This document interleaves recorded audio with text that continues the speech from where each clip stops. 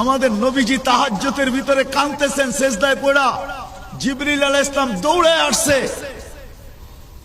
সালাম দিয়া বলছে আপনার রব জিজ্ঞাসা করতে চাইতেছে। তো বলছে কি জিজ্ঞাসা করতে চাইতেছে? আপনি এত কাঁদেন কেন? তো বলতেছে জিবরিল আমাকে দোজখ দেখাইলা কেন?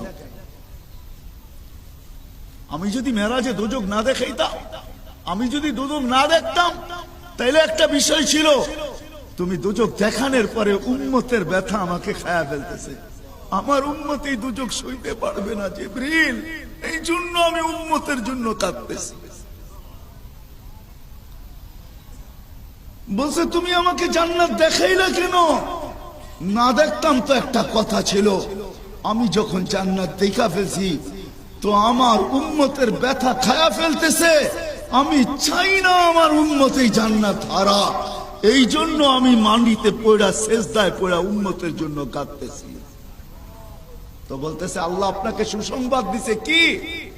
বলে আপনার উম্মতের ব্যাপারে সাইয়ুররিকা ফি উম্মতিক, আপনার উম্মতের ব্যাপারে আল্লাহ আপনাকে রাজি করে ছাড়বে।